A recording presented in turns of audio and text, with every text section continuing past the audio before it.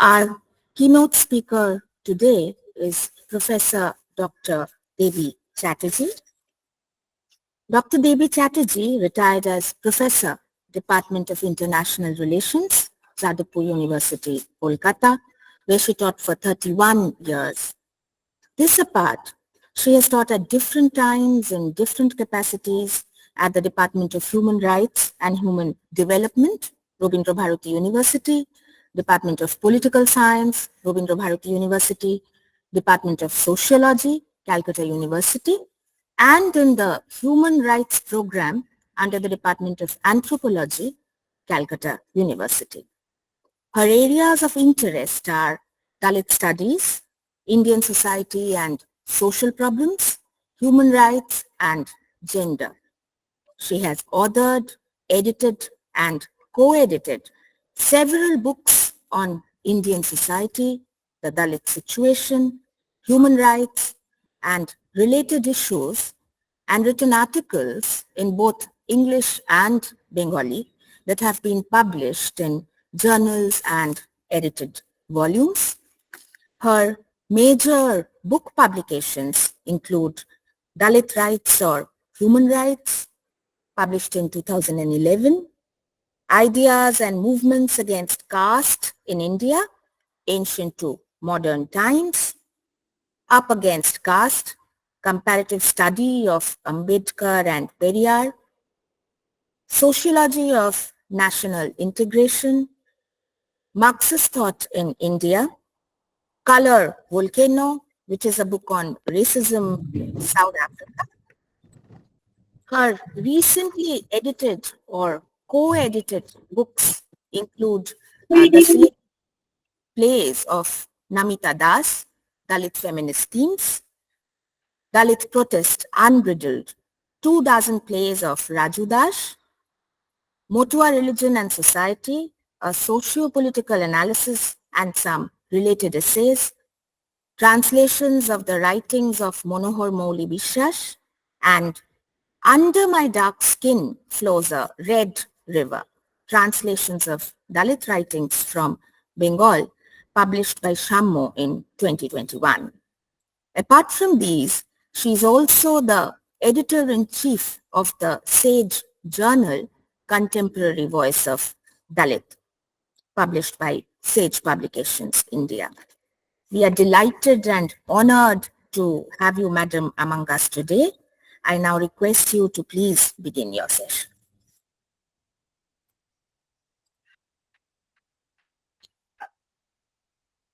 Am I audible? Yes, ma'am. Yes, ma'am. Good morning, everyone. It is indeed a great pleasure to be amongst you today for this 7-day workshop that begins. Coming back to Brabourne, physically or virtually, is always very thrilling for me. I have been a student here, I have been a teacher here, and now I'm honored by the fact that the principal happens to be a former student of mine. So everything together makes it really a great occasion for me. Thank you very much for inviting me to deliver the keynote address for this workshop. I would start my discussion by talking about marginality. Marginality in a state, in a society, is very real. Whichever state we look at, whichever society we look at, we will find population groups who, for a variety of reasons, are located in the margins. That means they are denied access to resources, denied decision-making roles, denied importance. They are victims of violence, different forms of violence. And there are various bases of marginality. Sometimes we can look at marginality in terms of religion. Sometimes we look at it in terms of race. Sometimes in terms of physical conditions. Sometimes in terms of gender. Marginality has many faces. And there is an interplay of these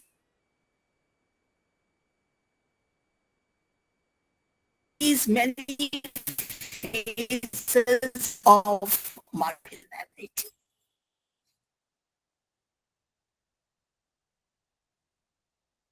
Discussion of intersectionality here, but we talk about intersectionality, we talk about the link-ups, how marginality affects society is something that is very complex and needs to be understood. Looking at marginality, one of the bases of marginality happens to be gender. The most prominent, I would say. I would say most prominent in a couple of senses. One, in terms of numbers, almost 50% of the population, almost half the population of the world should not have been a victim of marginalization. When numbers are small, people tend to get marginalized. But when it's almost half the population, why do they get, or how do they get marginalized, remains a big question mark. The second point I would say here is that this base of marginality is to be found across most societies, across countries. It is not specific to one or the other country or one or the other society. Its faces vary. Its patterns, trends vary. But the fact that women tend to be marginalized remains universal, a universal reality. Now, being in the margins of a society or a state, however we look at it, being in the margins is thus not accidental for any population group. It is the result of a deliberate, calculated construct that these people have to be pushed into the margins, and these are the mechanisms for pushing them into the margins and keeping them in the margins for all practical purposes and for the advantages of the others. So it is from that angle that we need to look at the question of women's marginality in society.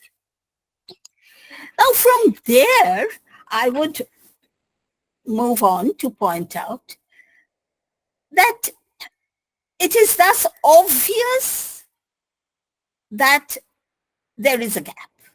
There is no questioning, there's no scope of debating it, there's no scope of denying it, that there is a gender gap that we are really staring at and a problem that we have been so far unable to solve. It is manifest in every sphere. It is manifest in the social sphere. It is manifest in the economic sphere. Politically, it is evident. Culturally, it is evident. So it is a reality that we look at whenever we are turning to one or the other dimension of society. Now here, this gap, if I may refer to it, the gap, the gender gap, revolves around the body.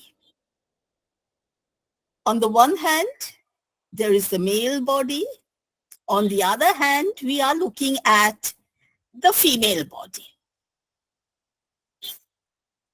Difference. Difference becomes the basis of hierarchy. It becomes the basis of a hierarchic stratification that we come by. The female body becomes the focus of patriarchal power structures. It determines women's subjectivity and social positioning. All-out efforts are made in patriarchal society to control and regulate issues around this understanding of the women's bodies. The control of the women's body is sought to be established. It is evident in the trying to control reproductive rights of women, the sexuality of women, the overall objectivization of the woman's body, sex trafficking that is so rampant, again revolving around the woman's body, and of course, sexual violence against the woman. Violence against the woman, which is both overt and covert, which begins probably from before birth and continues till death. It has many faces. It has many faces. Trying to kill the unborn girl child, to killing the girl child, there being different devices for killing the girl child, still rampantly practiced, selling the girl child, thrashing the woman, burning the woman, and much more, all revolving around the body, all revolving around a projection of the body which is seen as vulnerable,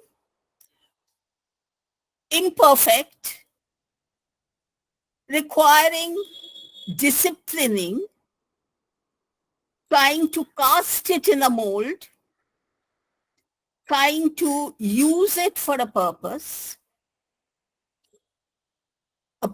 that patriarchal society projects as the purpose of the use of the woman's body, and also an understanding that it needs to be cared for or protected. So the fight is over the woman's body. And in this process, the woman is hardly left with the space for herself. She doesn't decide. Others are defining how she should function.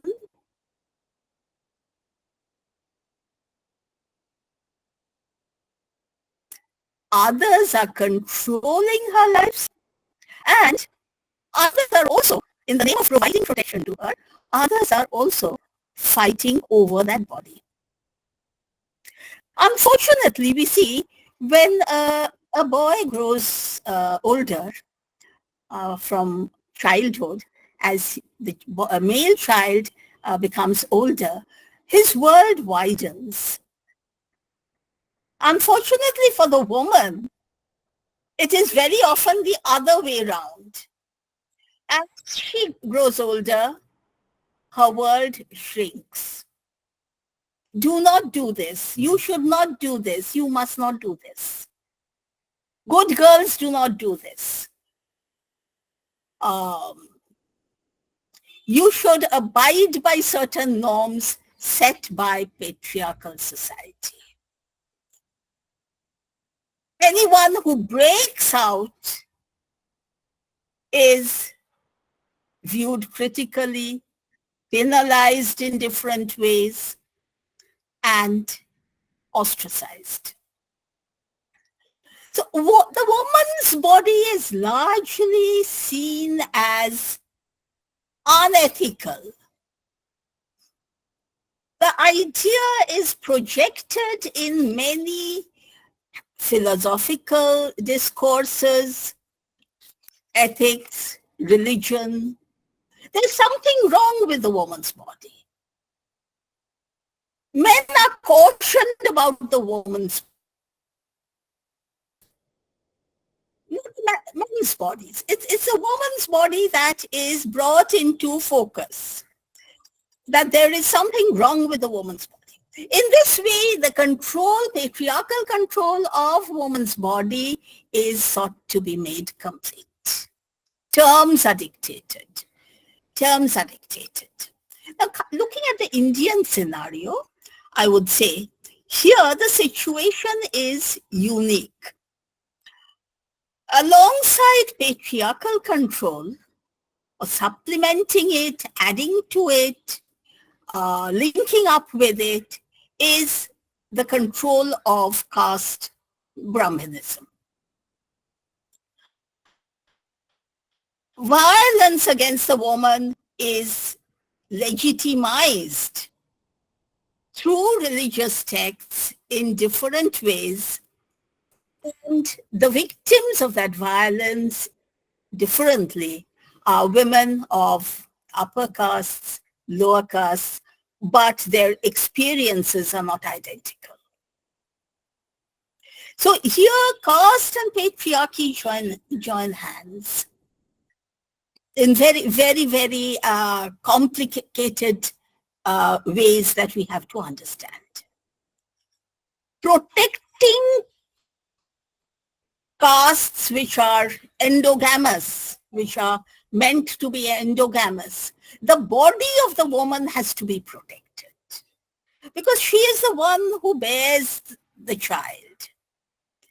So it is the body of the woman that has to be restricted from all forms of exposure, interactions with men not desirable, according to social norms. So here, caste imposes strict restrictions on the woman's body, supplementing patriarchy, giving it a rationalization in religious terms, social terms, where violence, the violence, ingrained violence, becomes legitimized. Sexual violence against the woman is virtually invisible in the family and in society. In different forms, it gets justified. We still have the prevalence of the Devdasi system, all in the name of religion and God, where the lowest caste women are made Devdasis, not by one particular family's wrong decisions or one villain's wrong decision. The Devdasi gets exploited, sexually exploited by upper castes in the name of God. Entire villages are involved in the process. So I'm simply trying to emphasize the fact that the exclusion of the woman in India is a very, very complex process, perhaps much more complex than in many other states. I would repeat here again that the differences of caste make for different experiences of exclusion that need to be carefully looked into. For example, trafficked women get trafficked. But I think very interesting data would come out if we explore who are these women who are getting trafficked in terms of their socioeconomic profiles, their religious profile, their caste profile, their educational profile, regional profile, and of course their economic profile. Very interesting pictures would come out. There are widespread symbols of marginalization of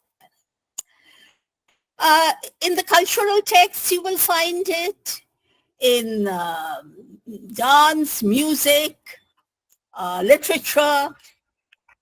Women are projected as marginal, delicate, needing protection, and needing to be requiring being cast into the ideal mold.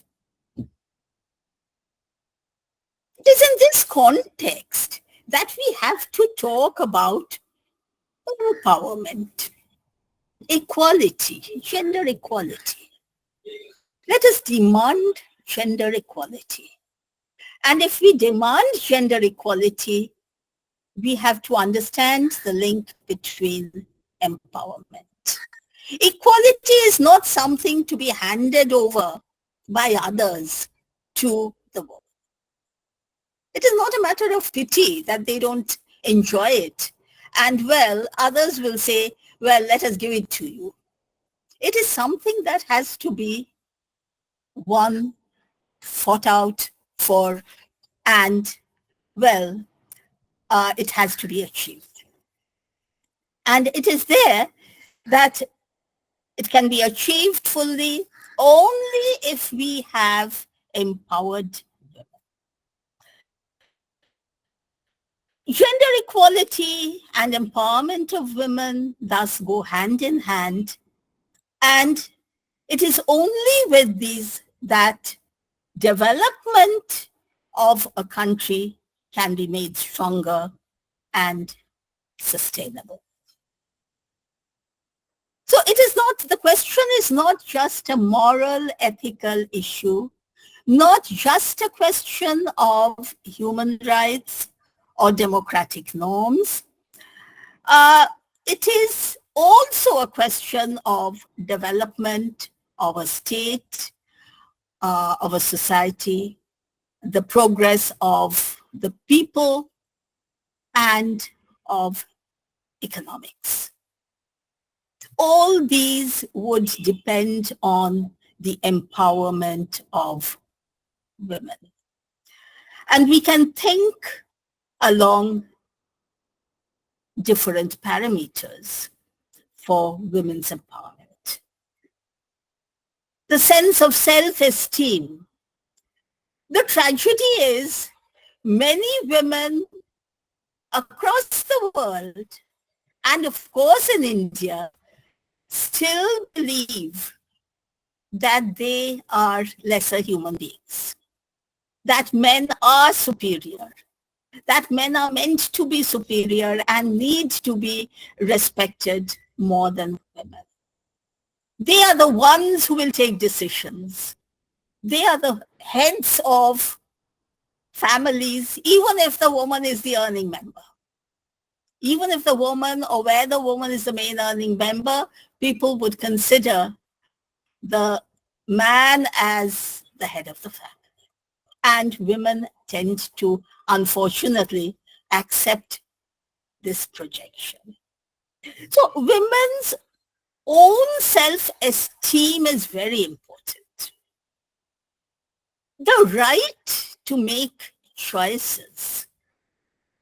It is not simply also a question, perhaps, of a right to make choices. It is the strength to say that I can make choices. I have the right and I can make choices.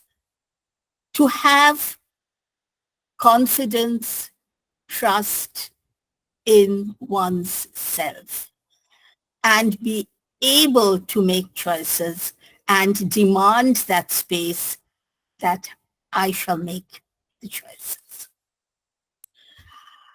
The right to access resources and to have opportunities is a very important dimension of empowerment of women. Uh, Controlling their own lives, both within the household, within the family, and outside the home, is important. Control over their own spaces, control over their bodies remain vital. The right to claim that they have equal share in the resources of the world. It is not, or it cannot be a man's world only. It has to be a shared world, an equally shared world, without any justification of placing men over and above women in taking decisions.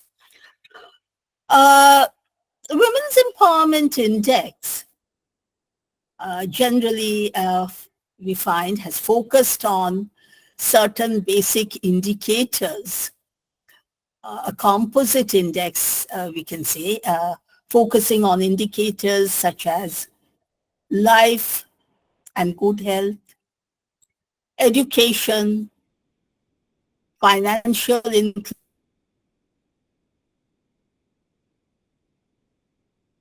inclusion, participation in decision making, and freedom from violence. Women's Empowerment Index was developed by UN Women and UNDP. In 1995, the UNDP had developed the Gender Empowerment Measure to measure gender equality, where the focus had been on economic participation and decision-making, political participation and decision-making, and power over economic resources. In 2001, Women's Empowerment Year was declared by the government of India in line with the UN's Declaration of International Women's Empowerment Year. Today, we have numerous actors playing important roles to try and focus on women's empowerment, to promote women's empowerment.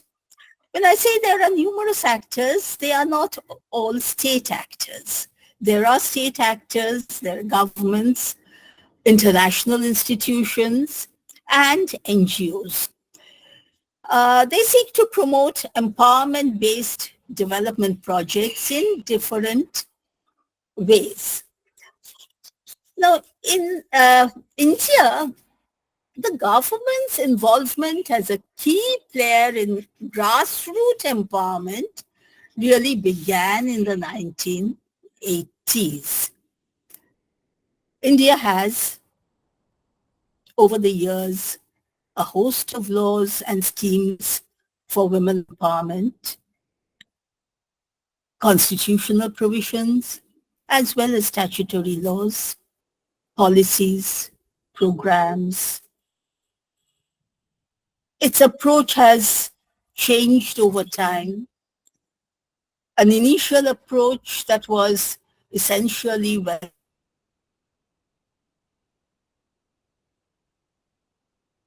welfare-based shift towards the development approach since the 70s. Dependent on women's empowerment, we can say, is not only the progress of women, but the progress of the family, progress of the society, and progress of the country. Keeping this in mind, we have to understand that when we are talking about women's empowerment, it is not just a, what should I say, a woman's thing. That is what projected, and for, I would say, for very obvious reasons. Oh, it's not our problems. It's not the problem of the wider society. It's a problem of women. It's an issue of women only. I put only within brackets, but I emphasize it. No, it is not an issue of women only. Where women are not empowered, where the gap is a yawning gap, 50% approximately of the population lags behind. Educationally, politically, economically. And that means the country lags behind. The family lags behind. The community lags behind. So the woman's empowerment issue, I think, needs to be linked up and understood in terms of the overall progress of the country and the different communities and society. Because only then will we be able to push forward that agenda of empowerment. We would be able to emphasize that this small section, half the population nearly, is not after all so small. Not to be kept in the fringes, in the margins. I started by talking about marginality, by pushing people into the margins. Once we establish this, that empowerment of women is essential for development of the country, advance of the country, and advance of society, and it is indispensable to it, we could clearly establish that keeping women in the margins is not the way. Other things apart, other arguments apart. I'm not saying ruling out other arguments. I'm saying in addition to other arguments that come up. Now, the impediments to empowerment of women that we tend to come by are, first and foremost, who will empower women? In a patriarchal society, the basic question is, who is going to empower women? Can we expect society that has been promoting inequality, society that has used every tool possible to marginalize women? When I say every tool, I mean every tool, from intellectual tools to physical tools, violence, etc. Societies which use every tool to marginalize women, will they empower women? Can we depend on them to empower? There are laws. I have spoken about laws. I have spoken about constitutional provisions in India. I have spoken about policy decisions. We have different schemes at the national and state levels. Yet, the other side is women lag behind in terms of different indicators. The reality is women are frequent victims of violence, of different forms of violence. The newspapers bear them out. So with this gap between professed efforts, the schemes, the policies, all these are there. Yet, empowerment is not there. Empowerment somewhere is missing. So the big question remains, the big obstacle that remains is, who will empower women? Education. There again, the educational system, right from the beginning, from childhood, discriminates. Right from the beginning, the girl child is taught of the socially ingrained values of discrimination. So who's going to empower women? This is a basic question we need to address. We also need to understand that formal standards of education do not always lead to empowerment. The content of education is very, very important. Not simply the levels that the girl student is able to cross. The levels are important, no doubt, from school, from the primary level to higher levels, to college, university, etc. Crossing each barrier is important, surely for the girl student. But equally important is the question, what is being taught? The differences, are these being harped upon? The hierarchy, the values associated with the hierarchy or stratification, are these being harped upon? Through the process, are these that are being transmitted in the name of tradition, in the name of social norms, etc.? So we need to be careful about content. When I say content of education, I mean it is relevant for every subject. The content of literature, the content of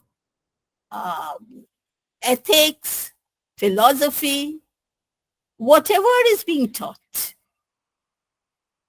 we need to see whether it speaks of gender empowerment, women's empowerment, or does it speak of the reverse?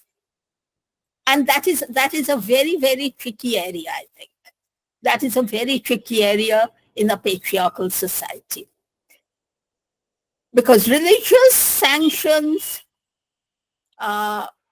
for women's subjugation seem to be widespread. I have already referred to caste. Women's restrictions on women's movement, women's education, has also made for limited access of women to information. Information in different spheres, regarding different matters.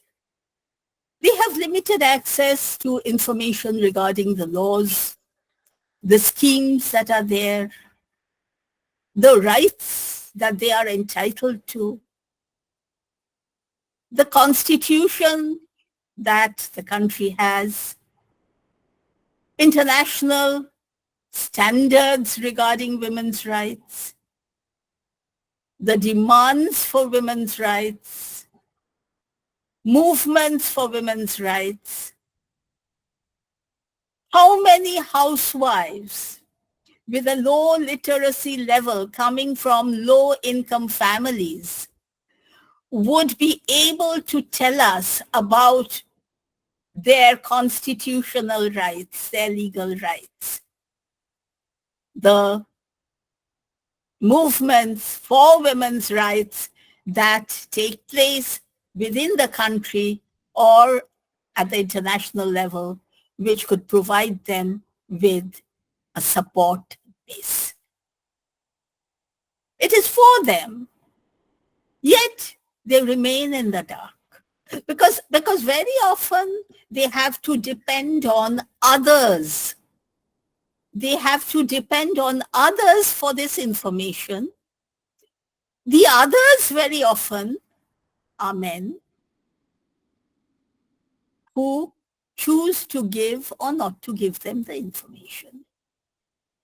Even when it's women giving or not giving them the information, they are deeply entrenched in the value structures that are dominant in the society. They are not women who have broken out from those value structures relating to gender and related questions. So the information which trickles down to them is, not surprisingly, selectively given to them. Partial. I'm not suggesting that it is always deliberately flawed information. We need to understand the difference between these two. It might not be false information, but some information I would choose not to give. Some information which I would think, well, it's safer for society, I would pass on.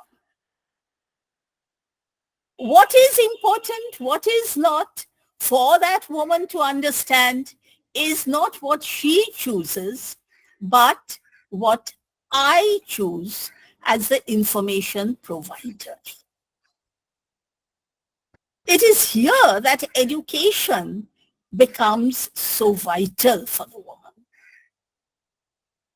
To be able to access information. Access information directly and understand it. Unfortunately, again there, even those with the capability tend to use the knowledge for, well, looking at plays, looking at films, looking at listening to music, etc., without looking into the more serious aspects that could really go a long way towards empowering them. It is really a sort of vicious circle that we are looking at. Poverty, violence, low educational levels in certain cases, lack of access to information, all these make the problem essentially very complicated. But mind you, I would add that it would be a simplification if we simply look at it from the angle of low educational level, poverty, and the violence vicious circle. It is also not as simple as that.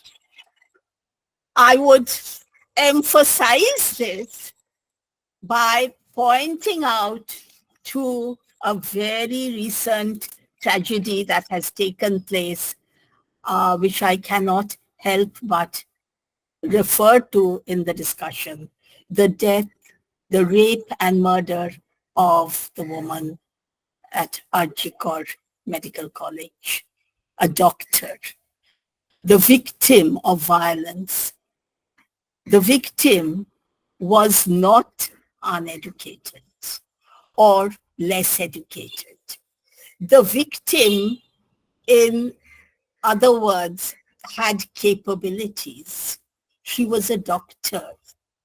In terms of education and knowledge and a decent standard of living, she was a doctor. The state, I repeat, has commitments to empower women. The commitments proved inadequate. We are all familiar with the case. I'm not going into details of what has come up so far, but states' commitments of empowerment were inadequate. A question which comes up here is, a top-down approach to empowerment stands to be questioned. Masses have taken to the streets in demanding women's empowerment. The demands have gone beyond demands for justice of the victim. It has gone beyond to claim rights for women per se. It has gone beyond also, I would say, the understanding of democracy beyond the ballot paper. And we can understand how many crimes get concealed under, once again, I come back to the body. Who was the culprit? Who others were involved? I'm not making any comments on these because all these are sub judice and under investigation. It is beyond my capability to comment on this. I'm not commenting on that. I'm simply commenting on the fact that the victim in a hospital, a reputed hospital, was subject to rape and murder, not just murder, subject to rape and murder, so far as the reports go. And the focus really again is on the body, though that victim is not within that vicious circle which I referred to, being poor, being having a low literacy level or a low level of knowledge. She really does belong to or did belong to a different category altogether. Bringing to our focus the fact, again, that is the female body that's important here, that has been targeted for whatever reasons it is. The target has been, quotes, the body. And it is important to understand human rights, the importance of a human rights approach, focusing on human dignity when we talk of empowerment. Around it, notions of empowerment and development have to be built. Human rights, human dignity. It's not a question of a man's body or a woman's body. It's a human being's body. People have to be made to understand this. And every human body has a right to dignity. Every human being has a right to dignity. For long, this has been denied to women and members of the third sex. For long, these have been denied. It is time that they are claimed. They are fought for. So the aim should be to see empowerment as linked to human rights. Empowerment of women should be seen in linkage to the wider question of human rights. Women's rights are human rights. We have to focus on it. It's not simply empowerment in terms of one or the other right. A total package with human dignity. And that is what empowerment has to be viewed like. We have to also remember that our understanding of human right, empowerment and related human rights has to be seen as open-ended. It is an open-ended process evolving over time. For example, I'll give you a very simple example. Empowerment literally means to invest with power. And it has come to mean increased control over the lives and bodies and the environment of people, etc. Decision-making rules, self-reliance, and so on. One point of time, it would be considered extremely radical if a woman refused to cover her head.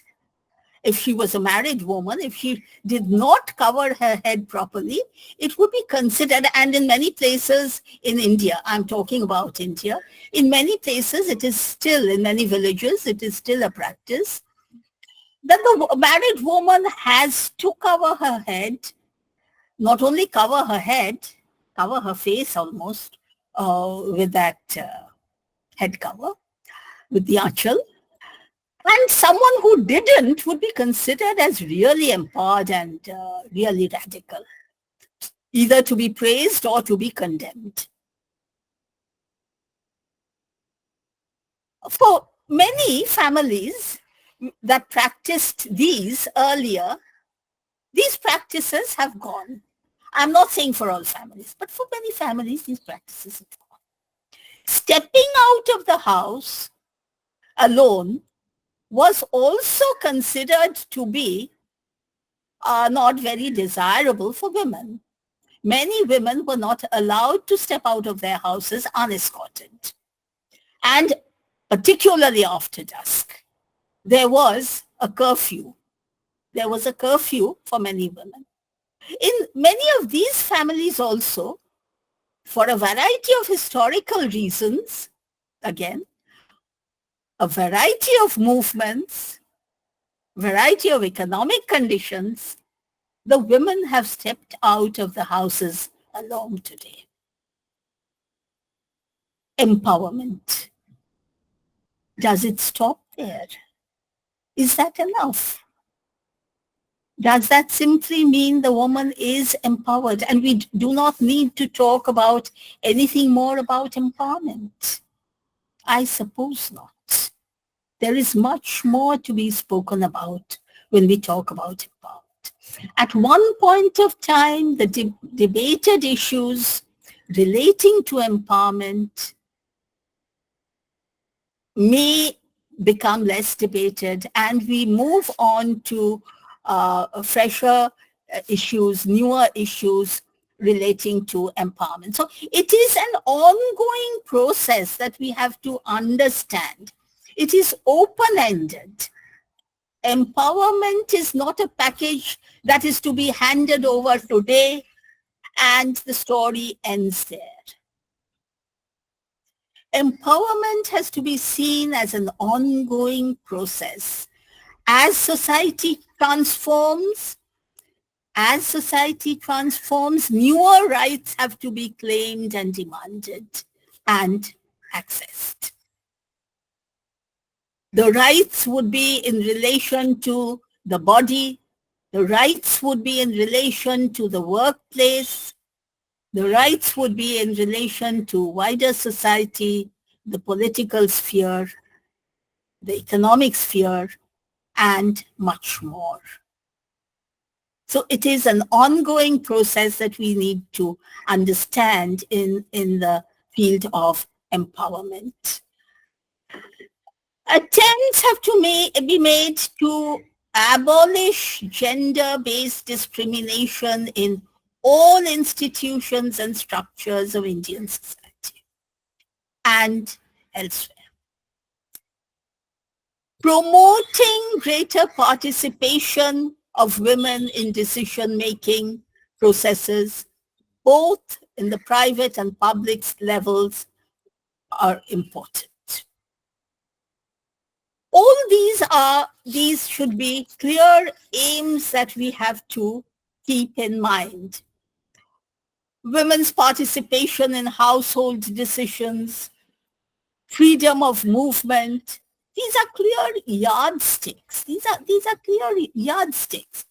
And on the other side, obstructing women's empowerment, countering the evidences of women's empowerment as they emerge, are the facts that women accept unequal gender roles even today.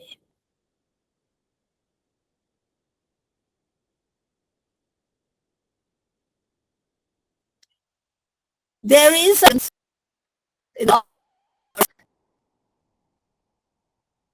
educational preferences according to sex of the child are still practiced. Food is earmarked in a family on the basis of gender. There are gender preferences of food. The boy gets, or the man gets, the bigger share of the food. These are clear areas that we have to understand. Not that it is always being consciously spoken about, deliberately being done with a vicious mind, consciously. These are all ingrained in the mind and the psyche of people that they have imbibed through generations. At every level, through generations, these have been imbibed. It is not a question of simply blaming one family or one person for violating the norms of gender equality. We need to look at society as a whole. We need to pinpoint and extract from its innermost pressings all those dimensions that violate the norms of gender equality. And that is a very, very difficult and complicated task. With the rise of the women's movement, we find, particularly centering around certain issues regarding citizenship, ecology, political participation, after independence in India, there has been a measure of awareness, undoubtedly, about empowerment and women's rights. Since the late 70s, increased NGO activism in the field of women's rights has been noted. Women's and girl child rights have been noted, which have helped women to access certain facilities to a greater extent. The failure of state-initiated strategies to an extent have been noted, but at the same time, certain other strategies seem to have led to results, some partial results. At least I'm not going into details of these. These all need to be looked into and judged. The relative success of adult literacy programs in mobilizing women to lead various struggles has also been evident. Self-help groups, the functioning of self-help groups has given a measure of empowerment to women.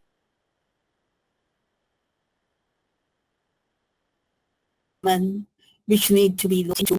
But again, for after having said all this, it remains clear that these are piecemeal advantages that are reaching out to the women. Piecemeal advantages. It helps the woman perhaps financially, which again helps the family financially if the woman earns a certain amount, is in gainful employment. It gives the woman a voice to an extent. To an extent, I say, not fully, or maybe to an extent. Education does expand in certain cases. Literacy levels do increase. But again, I emphasize that point that these get absorbed in the patriarchal frame of the social system, the frame of the family. The woman earns and hands over the bulk to the family for the family's welfare. She retains, in many cases, very little for herself, or what she retains, she spends after approval from the male family members, if it is a big expenditure, in terms of what the family is capable of doing. She seeks permission. In many cases, we will see that unless it has really come to a conflict situation, the woman would ask the husband, shall I do this? Shall I spend here? Whereas the husband would have much greater freedom than the wife. So here again, at every level, we find that empowerment is not simply one or the other or the other. It is important. I am not denying the importance of each of these. But it is to be understood, each is not equivalent to the word enough. It is not. We might find the woman working in the workplace the whole day or outside the home, whatever, or in the organized or unorganized sector. Before going to the workplace, she does the cooking. She comes back, she does the cooking, feeds the kids, looks after the household, washing, and all other household chores. She's bearing a double load. The emancipated woman, the empowered woman, because she is earning, she has a job. So it's not at one point that we have to keep our focus. We need to keep our focus at every level. That woman needs the freedom of choice at home also. The work needs to be shared at home. The woman needs to understand that empowerment is not one or the other or the other. We also need to understand, and we've really started understanding this rather late, women do not form a homogeneous category. Even as we are talking about women's rights, women's empowerment, issues of progress and development, we have to remember women do not form a homogeneous category. They are different in terms of gender, race, caste, class, religion, etc. The intersectionality of all these factors have to be understood in determining the extent of marginalization or lack of empowerment. A highly educated girl is better placed in terms of empowerment in sharing decision-making roles in the family and outside than one who does not have those advantages. Economically, class-wise, a woman who is highly placed is expected to be in a different position. The Dalit woman is in a different position compared to the upper caste woman. A woman belonging to a minority community in any state, a minority in any state, would be differently placed than a woman of a majority community. Both suffer. Both suffer. Both are victims of patriarchal society's atrocities, but in different ways.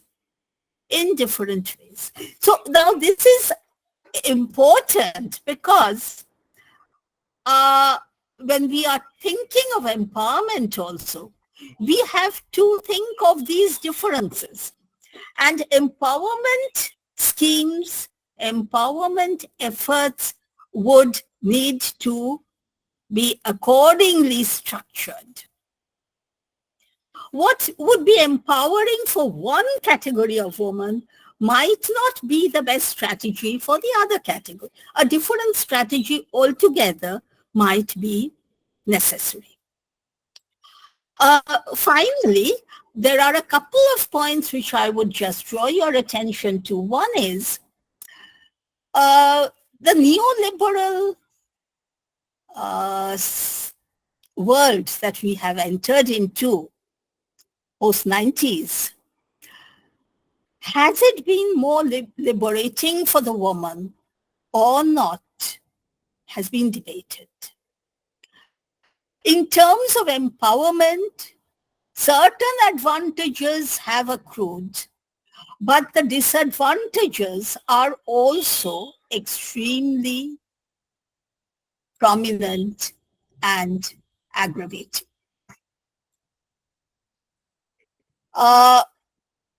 This is an area that calls for exploration. The technological revolution, closely associated with it, has opened new windows for the woman, windows of information, for mobilization, for coming together and carrying ahead their struggles, undoubtedly. But the pushing back of the state, the emphasis on privatization have adversely affected many women in their empowerment efforts, particularly those who belong to the socially and economically marginalized stratas of society, the lower stratas of society. So these areas need to be carefully looked at. How the media impacts on empowerment or lack of empowerment, how it promotes empowerment or promotes lack of empowerment of women, both need to be examined because the media tends to do both. In certain respects, it opens up areas for women's empowerment. In certain respects, it projects worldviews and justifies worldviews which are derogatory in terms of women's empowerment. But the impact of the media is enormous. So the media's role has to be examined. Now, these are areas which the women's movement, women's studies needs to carefully look into. These are complex areas that are coming up in the present world, and the Women's Studies Center, I'm sure, of Lady Brabourne College will make major contributions to the field of women's studies in the coming years. And in the 7-day workshop, I'm sure very, very important areas of discussion will be coming up, which would give indications for or directions for future research and investigation. Thank you very much for giving me an opportunity to share some of my ideas. Thank you very much.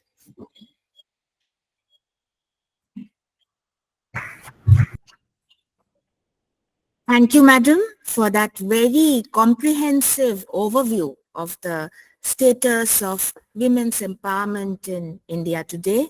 This keynote address has indeed passed for us very succinctly the idea of what we mean by the Gulf, how it may be bridged, and also how specifically we may measure the empowerment and progress of women.